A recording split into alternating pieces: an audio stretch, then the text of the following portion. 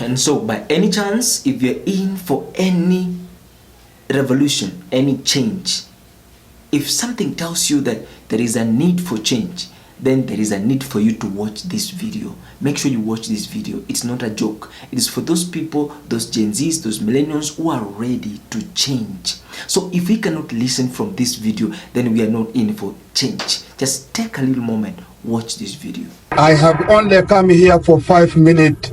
I have come as a president of the Republic of Uganda, and also I am speaking as a great man who is the conqueror of the British Empire.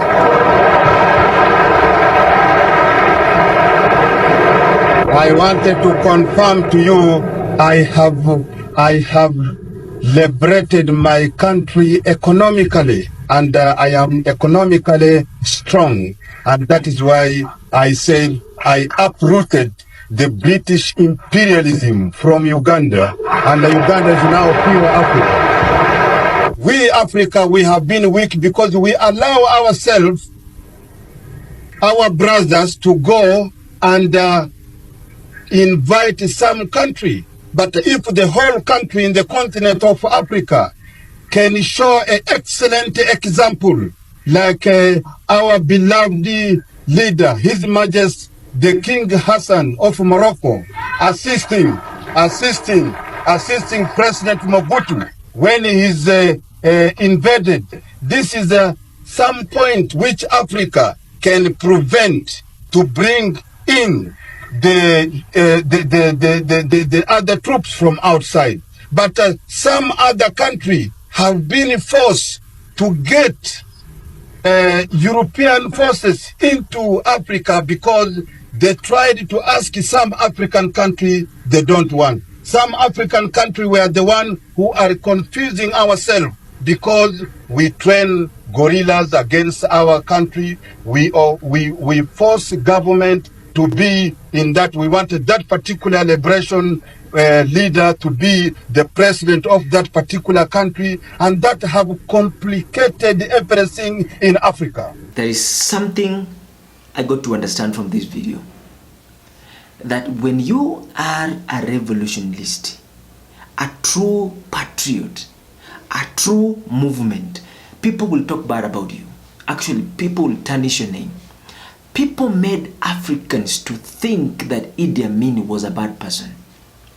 And maybe we don't know. They're the ones who used to cause all this mayhem, killing, and every bad things that used to happen in Uganda, so that Ugandans and Africans will think that Idi Amin was a bad person.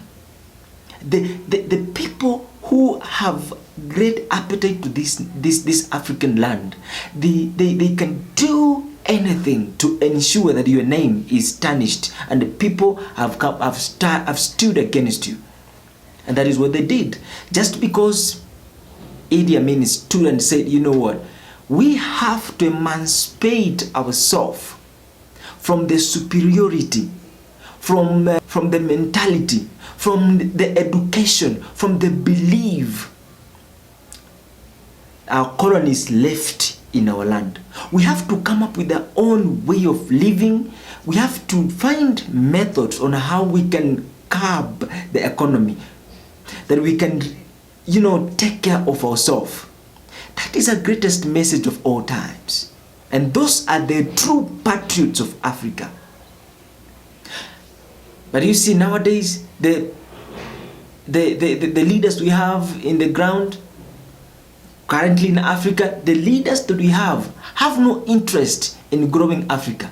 The leaders that we have in Africa are not actual leaders, we can call them the politicians we have in Africa, are after looting from Africa and taking to our enemies, exposing the secrets of the country to our enemies. You see, and the enemies have resources. The enemies have technology. The enemies are the source of everything that exists in Africa. How can you take them away? Who brought these people back when we let them go? When we rendered them go? Who brought them back? It is African politicians with their interest, actually selfish interest. You return them back. So the education we study is their education. Technology is their technology. The government is their government. The constitution is their constitution. They control almost everything in Africa. They control they control everything in Africa. So even right now, when you talk about emancipation, when you talk about bad governance, they're watching. Now they're quiet because we have not touched their sector. If we touch their sector, they will send their troops. And who will allow their troops to come here? The Kenyan politicians, the Kenyan leaders who are greedy, who are corrupt, who are angry with power, not angry with the progress of a nation. Very bad, very bad. Like today, the Gen Z is nane. They're in the streets talking about, we need to render this government out. But the government is busy, doing what? Swearing in the cabinet secretaries. They're busy and they have plans. I heard the president say 2026, 2025, 2026, we have this project to be done. Very busy. How can we grow Africa? Oh my God. I think we should even stop complaining to the government and start empowering people. If people understand what is wrong, not ganging against somebody, but having the understanding that this land, you know what? One of the resources that we are left with when everything is gone is the land. The land has everything. This land, this Arithi, our land has everything that we need. If we can understand land, oh my God, we will solve every problem that we are passing through. We'll only elect a leader to maybe oversee some few things. But this so-called, we have to connect ourselves to our superiors. We have to, people need to understand the purpose of building a nation and how. If people don't understand this, akina Idi Amin Dada, akina Muammar Gaddafi, akina Kwame Nkrumah, akina Patrice Lumumba, akina Nelson Mandela, akina Nani, those great men who died, they died in vain.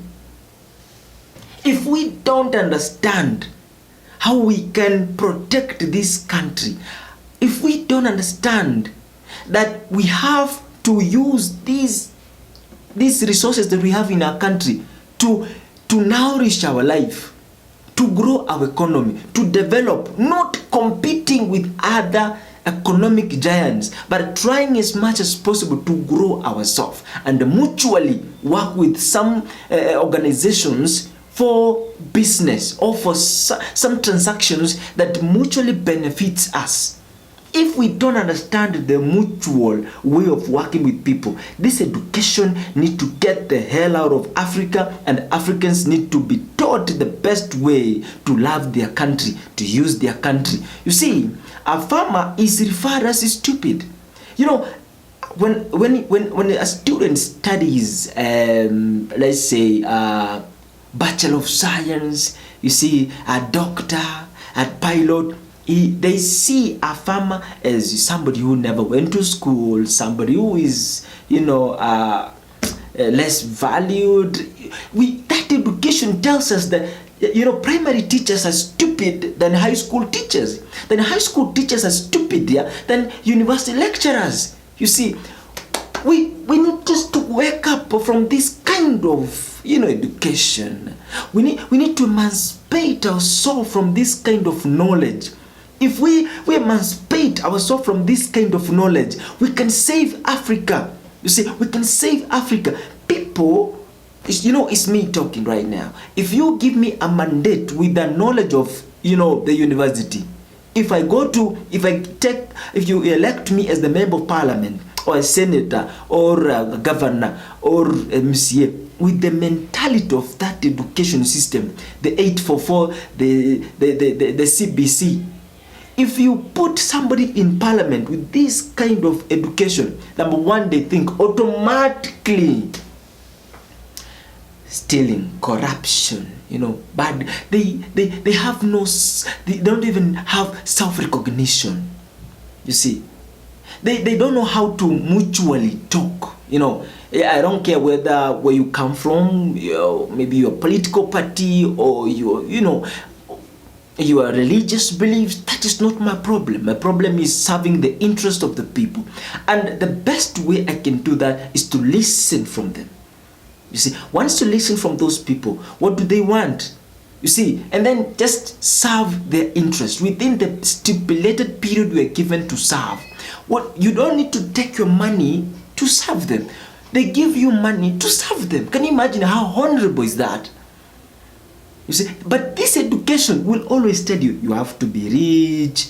You went to school and you have to travel. You have to mingle with the big men. You see, there's that mentality that tells you that America is a superpower country. China is a superpower, and for you to be recognized, you need to put some clothes.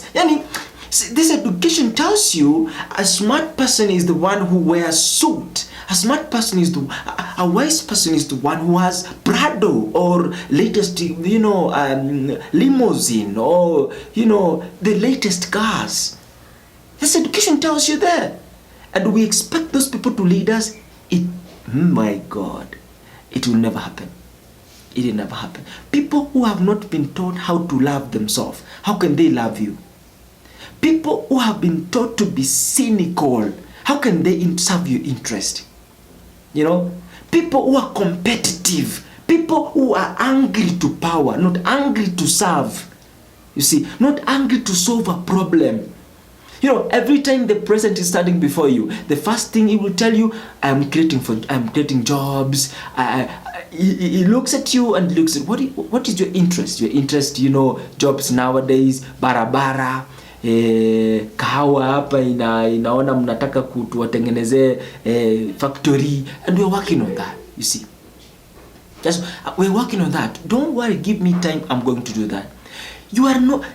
People are not taught to know that the president is not going to do that with his own money, and therefore the only way this system must successfully work is for us to create jobs and pay tax. And when we pay tax, then this money we give the president is going to manage it good. So for us to have the roads, to build the markets, people need to be told. You see that? People don't want to know that. People don't have the ownership of themselves. How can those people see the lies? How can those people liberate a nation? How can those people who are myopic, how can those myopic people, see the problem before it happens? When the president comes before you, is your representative, you see, is your overseer, is your manager of all your resources, comes before you, lies, promises, 5 years, 2 years. Instead of working, he talks a lot. PLO put it best. What you have done will explain by itself. People don't understand English, or which best language can you explain to Kenyans? The best way we can liberate ourselves from the imperialism, from bad governance, from corruption, is people emancipating themselves from the colonial mind setting. You see, knowing that, when I study, I'm not studying to impress Americans. When I study, I'm not studying to impress anybody, not even the village. This competition started all the way from primary school. That you have to, there's number one, there's number two, there's a stupid person. There's no stupid person in the world. Everybody is gifted differently. If you can study, you go study. And those ones who cannot get those grades, there's some parts, there's some things that they can do better that you cannot do. And having that respect will create cohesiveness, love, unity, progress, development. Oh my God, the revolution. Oh my God. I think we just need to understand what Americans are doing to Africans. When you try to stand, the Americans will be talking bad about you. And if they start talking bad about you, they must kill you. They've been talking bad about Osama. Osama was killed during Obama's reign. We didn't understand why Osama was storming bomb blast of Tanzania and other African countries in America. We did not understand what was going on. You will come to understand later. But what we need to do as the citizens of Kenya is, if we want that change to come, then we need to mobilize our energy together, collectively go attack. If that is not possible, we have to unstabilize this government by not giving it an ear, by minding our business, by protecting the resources. That anything that the government is doing, we are on our watch. Anything that they plan, we are on our watch. Let us not blend in. If that is option number 2, if we cannot storm, if we cannot dissolve, then we keep a watch. If we cannot do those options, trust me guys, change will come, yes, but it will take time. Change will come, yes, but it will take time. Until the next generation understands that it is self to liberate, for you to liberate the world, then they will stand out and fight for what they exactly want. If then this is the generation, let's stand and say, you know what, we said enough is enough, so we don't need to repeat ourselves. If enough is enough, if this kind of leadership have been there and they have done nothing to the citizens and they have concluded that enough is enough, then that is it. We don't need to compromise anything. We don't need to talk a lot. We said enough is enough. If we stick on that one thing, then solutions come. Everything will come and fall on what you have just said, and what everybody is talking about is enough is enough. And I say today, enough is enough. Education system tutaiangalia, church system tutaiangalia. Now we are focusing on the government system. If that is where the problem is, let all our eyes focus on the government. And all Gen Zs, I wish you all the best.